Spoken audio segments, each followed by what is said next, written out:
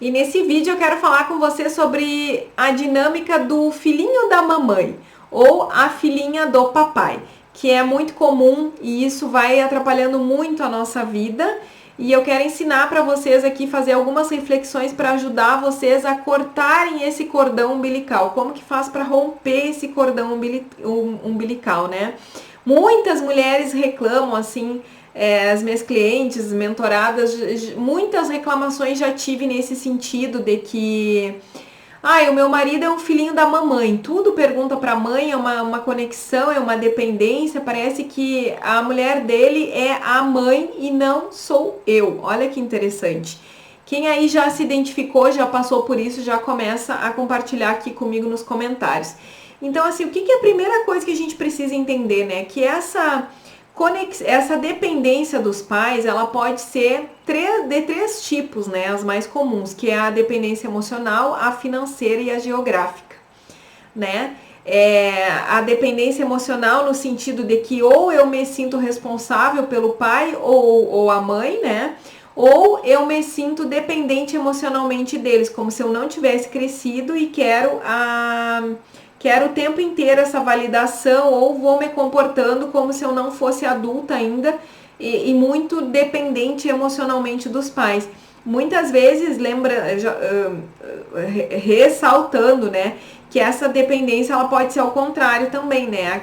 Aquele filho que se sente aí responsável pelos pais é um tipo de estar dependente também, tá? A financeira, quando os pais, mesmo depois dos filhos adultos e casados, os pais estão lá sempre mandando dinheiro, sempre suprindo de alguma forma financeiramente aqueles filhos e tudo mais. E a geográfica, quando é a questão geográfica mesmo, né? Muitas vezes tem filhos que moram no fundo da casa dos pais, ou então não conseguem sair da mesma cidade que estão os pais, porque por algo assim de dependência mesmo, né? Não que não possa.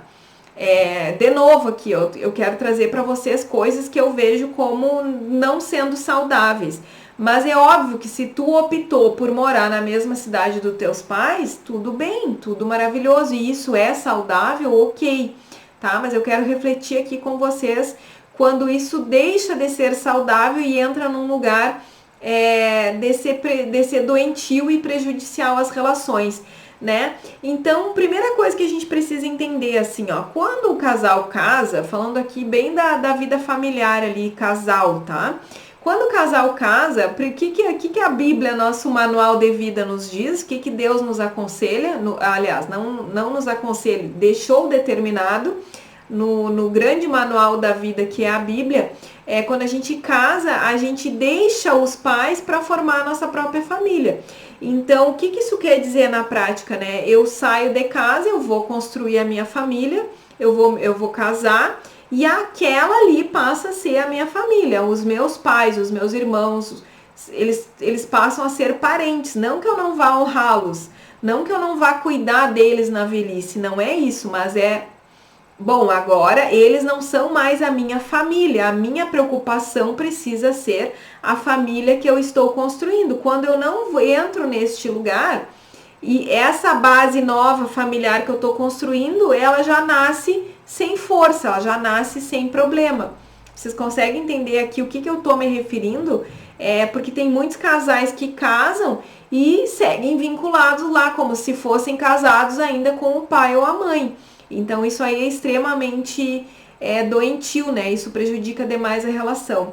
Com relação a dinheiro também, é um tema bem sensível, mas acontece muito. Então, os pais, eles seguem sustentando os filhos.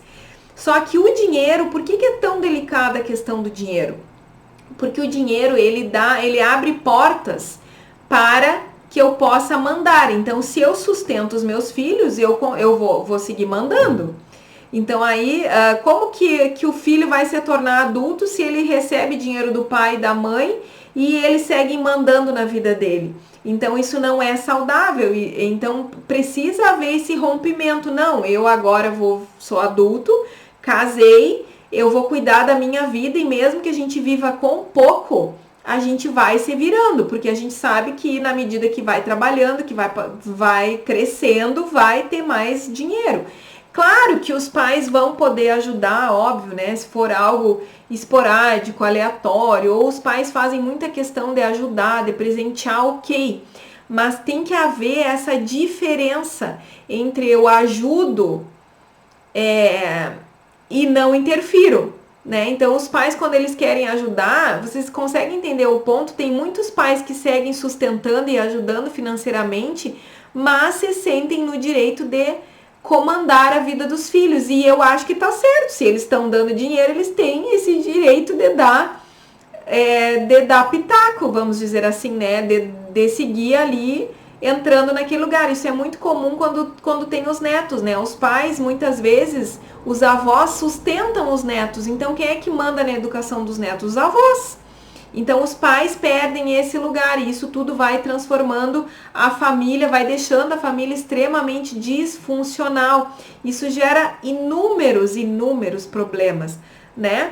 Na vida dos filhos, na vida dos netos. Esses pais também, eles não conseguem se desligar e não conseguem viver a própria vida deles, eles ficam vivendo a vida dos filhos, a vida dos netos. Então, romper com essa questão financeira é muito importante, sim. Não se enganem, né? Então, filhos adultos, maduros, capazes e potentes, eles não ficam pedindo dinheiro para os pais, né? Então, ao contrário, os filhos, quando eles prosperam, eles podem e devem honrar os pais, presentear os pais, ajudar financeiramente, ok. Mas isso não pode ficar nessa dependência, né? E o que a gente vê hoje, justamente ao contrário, é muitos pais sustentando filhos adultos. E na medida que sustentam, interferem, coordenam, dão ordens, se intrometem em tudo. Então isso é muito ruim, principalmente quando esses filhos casaram. E aí esse pai e mãe, ele não tá mais se metendo só na vida dos filhos, ele tá se metendo na vida da família inteira. Então, muito cuidado com isso. Isso vai tornar, assim, isso não é saudável e vai trazer muito problema e muito desgaste. E a terceira coisa, a questão geográfica, né, que é muito comum também. Eu casei, mas eu não quero sair de perto dos meus pais. Muitas vezes eu tô acomodada ali, eu tenho uma casa que já é minha. Pode ser? Pode, até pode, desde que isso seja muito saudável, né? Mas o que a gente vê na prática é que é muito difícil tu manter isso num âmbito mais saudável. Isso cai para dependência, sim, né? Querendo ou não, fica tudo muito interligado, tudo próximo, não existe mais uma autonomia, né, daquela família viver a própria vida, fica sempre essa interferência. Quando vou dar um exemplo bem prático aqui de uma cliente minha, né, que o marido reclamava. Olha só, eles moravam num apartamento e os sogros moravam no apartamento de cima, no caso eram os pais dela e sogros do marido. E quando ela veio fazer a mentoria comigo, uma das principais queixas que ela me contava é que o marido brigava muito porque o pai tinha a chave do apartamento. E ele entrava no apartamento sem bater, ele só, quando via um barulho na chave, era ele entrando, né? E aí o marido reclamava: eu não posso nem estar sem camisa na minha própria casa, porque quando eu menos espero, o sogro entra. Imagina que intimidade vai ter esse casal quando acontece esse tipo de dinâmica, entende? E ali, claro que ela estava errada, só que ela não conseguia chegar para os pais e dizer: olha, vocês não podem ter a chave da minha casa. Vocês até podem ter a chave da minha casa, desde que seja para ser usada no momento quando que estiverem precisando, mas não essa liberdade de entrar sem avisar, sem pedir licença, como se o apartamento dela fosse uma extensão da casa dos pais. Então, essas dependências todas, isso vão enfraquecendo. Então, sendo bem sincera, assim, não tem família que resista a esse tipo de dependência. Seja dependência emocional, seja dependência financeira, geográfica, não pode ser dessa maneira. Uma família, quando ela está se formando, ela precisa estar focada nela. Esse núcleo é o novo núcleo familiar. E os pais, a gente precisa honrar os nossos pais, sim, ser muito grata, porque nos colocaram no mundo, fizeram tudo por nós, sim, fizeram o melhor que puderam. A gente deve honra aos nossos pais, mas honra, respeito, amor é muito diferente de uma dependência emocional. Eu sei que esse tema, para quem está vivendo isso, tem muita dificuldade, porque eu atendi muitos clientes com essas dificuldades. Mas assim, é só vocês pararem para pensar assim, será que hoje eu sou uma adulta e eu consigo gerenciar e coordenar a minha vida sem a interferência dos meus pais?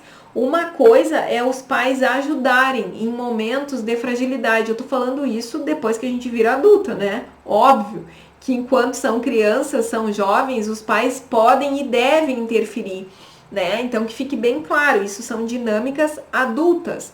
Depois, principalmente depois que casam.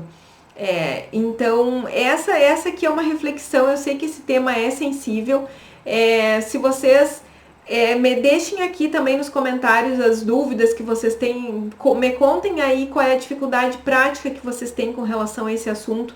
Mas o grande objetivo do vídeo aqui é trazer para vocês, sim, a importância de romper o cordão umbilical, aí que a gente fala isso, né, terapeuticamente, romper esse cordão umbilical com os pais e não deixar que aconteçam essas interferências. Então, a gente só vai se tornar um adulto forte, potente, capaz, maduro, quando esse vínculo é cortado, né? Então, esse vínculo de dependência, ele precisa ser cortado. O que precisa existir?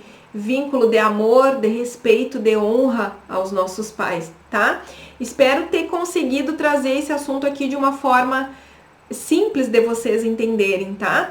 A minha ideia realmente é ajudar vocês com esse tema, que eu sei que é, sim, a pedra aí no sapato de muitas e muitas pessoas. Então, reflitam sobre isso, amadureçam isso, peçam para Deus orientar e ajudar vocês. Muitas vezes a gente tem que dizer, olha, eu não consigo me libertar disso aqui que eu tô vivendo com o meu pai, com a minha mãe, mas eu quero sair desse lugar.